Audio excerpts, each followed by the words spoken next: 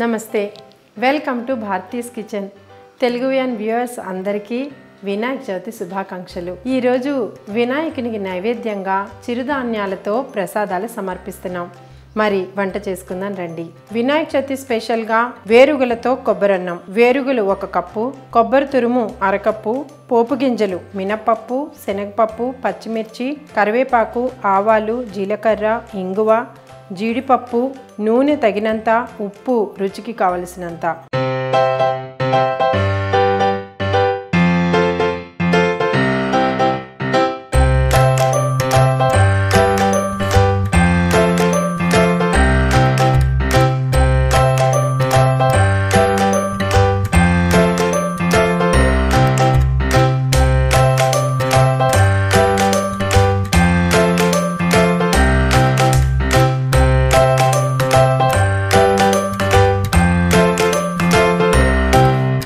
ప్రథమంగా మనం ఏది మొదలెట్టినా ఆదిదైవం వినాయకుడు కాబట్టి మన భారతీస్ కిచెన్లో చిరుధాన్యాలతో ఈ నైవేద్యాన్ని వినాయకుడికి సమర్పిద్దాం।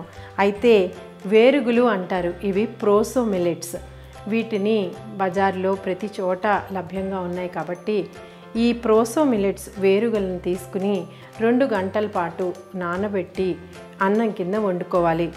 ఈ వేరుగులు మన రైస్ కుక్కర్లో కానీ మామూలు కుక్కర్లో కానీ మన అన్నంలా తయారవుతుంది। ఈరోజు మనం వేరుగులు ప్రోసో మిల్లెట్స్ తోటి ఈ కొబ్బరి అన్నాన్ని తయారు చేయబోతున్నాం। ఇది ఉడికిన తర్వాత మన అన్నంలాగే ఈ విధంగా పొడిపొడలాడుతూ ఈ అన్నాన్ని మనం వండి సిద్ధంగా ఉంచుకున్నాం। అదేవిధంగా కొబ్బరి కోరి రెడీగా ఉంది, బాణలు వేడిగా ఉంది। మనం ప్రాసెస్ ఏంటో చూద్దాం। సో ఈ కొబ్బరి అన్నానికి ముందుగా మనం పోపు వేయించుకుందాం। పొట్టున్న మినపప్పు కాబట్టి కాస్త సమయం పడుతుంది। కొద్దిగా 1/2 స్పూన్ మినపప్పు, శనగపప్పు 1 స్పూన్ పైన వేసుకున్నా చాలా కమ్మగా ఉంటుంది పంట కింద పడితే కాబట్టి 1 స్పూన్ సుమారుగా శనగపప్పు, అదేవిధంగా తుంచుకుని ఎండుమిరపకాయలు। ఈ ఎండుమిరపకాయలు పచ్చిమిరపకాయలు ఏమవుతుందంటే ఈ తెల్లని కొబ్బరి అన్నంలో ఒక కలర్ఫుల్గా దీని అపిరెన్స్ బాగుంటుంది కాబట్టి ఈ ఎండుమిరపకాయలు,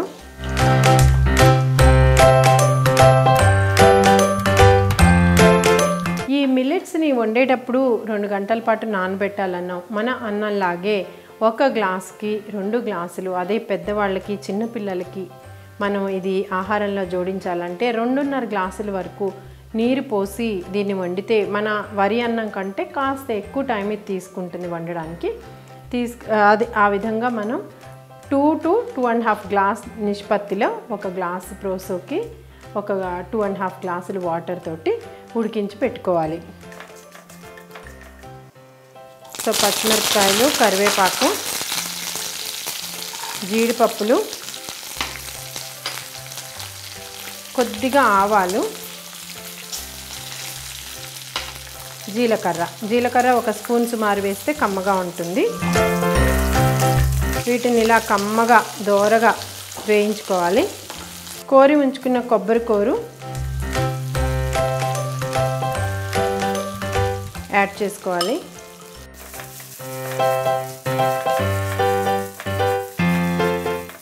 సో కొబ్బరి కాబట్టి ఆల్రెడీ కోరింది కాబట్టి ఎక్కువ టైం దీనికి పట్టదు।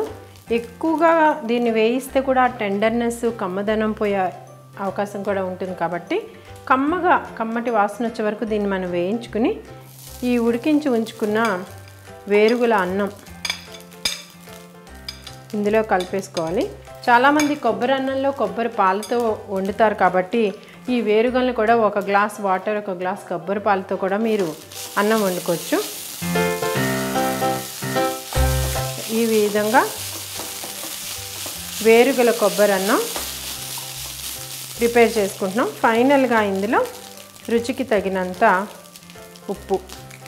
కమ్మటి అన్నం కాబట్టి కొబ్బరి అన్నంలో జనరల్గా పసుపు కలపం, ఇది వైట్గా ఉంటుంది। తెల్లటి అన్నంలో అయితే ఈ కొబ్బరి అన్నం అపిరెన్స్ ఇంకా బాగుంటుంది, కానీ న్యూట్రిటివ్ వాల్యూస్ తోటి కూడిన ఈ వేరుగుల అన్నం కొబ్బరి అన్నం కూడా చాలా బాగుంటుంది।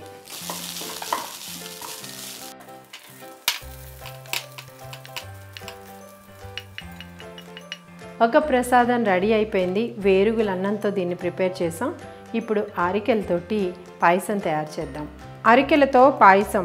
అరికెలు 1 కప్పు, కొబ్బరి తురుము 2-3 చెంచాలు, పాలు 1 గ్లాసు, పంచదార లేక బెల్లం 1/2 కప్పు, యాలకుల పొడి, నేతిలో వేయించిన జీడిపప్పులు, బాదం పప్పులు. ఇప్పుడు అరికెలతోటి మనం పాయసం తయారు చేయబోతున్నాం. ఈ అరికెలు కూడా తెల్లని సన్నని కొర్ర బియ్యం మాదిరి తెల్లటి ఆవాల లాంటి చిరుధాన్యాలు. వీటిని కూడా ఒక 1 to 2 అవర్స్ నానబెట్టుకుని, పాయసం అన్నాను కాబట్టి కాస్త మెత్తగా ఉడికించుకున్నాను. లేకపోతే పొడిపొడిలాడుతూ మనం బియ్యం ఎలా అయితే నిష్పత్తి 1కి 2 పోస్తామో అలాగే దీనిని కూడా వండి ఉంచుకోవాలి. ఇప్పుడు స్వీట్ అనగానే నేతిని వాడతాం కాబట్టి కొద్దిగా నెయ్యిని బాణలిలో జోడించి ఇప్పుడు డ్రై ఫ్రూట్స్ వేయించుకుందాం. కోరి ఉంచుకున్న ఈ కొబ్బరి కూరని కూడా వేసి కమ్మగా వేయించుకోవాలి. ఒక 2 to 3 స్పూన్స్ కొబ్బరి కూర జోడిస్తున్నాం.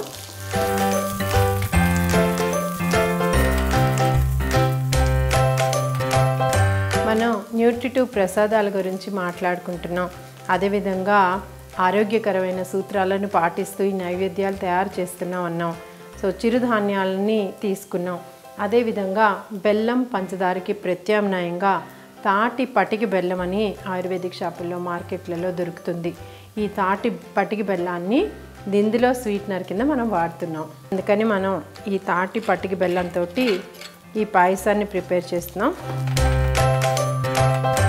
ఇది క్రిస్టల్స్గా ఉంటుంది. దీనిని మనం మెత్తగా దంచుకుని చక్కెర మాదిరి తయారు చేసుకున్నాం. ఇందులో 1 గ్లాసు సుమారుగా పాలు. స్వీట్ అన్నాం కాబట్టి కమ్మని వాసన కోసం చక్కటి ఇలాచీ పౌడరు.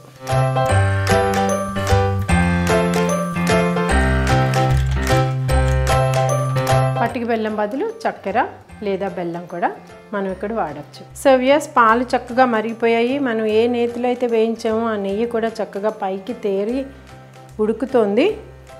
ఇప్పుడు ఈ రైస్ వేసేద్దాం. ఒక 5 నిమిషాలు సిమ్లో దీన్ని ఉడికించుకుని బౌల్లోకి తీసుకుందాం.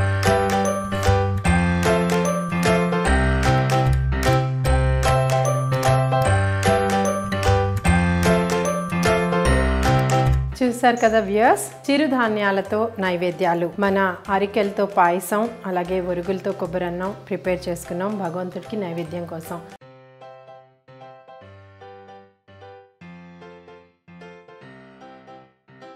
చాలా కమ్మగా క్విక్గా తయారైపోయే నైవేద్యాలని మనం ఈరోజు వినాయకుడికి సమర్పిస్తున్నాం.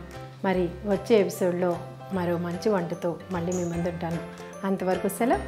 నమస్తే.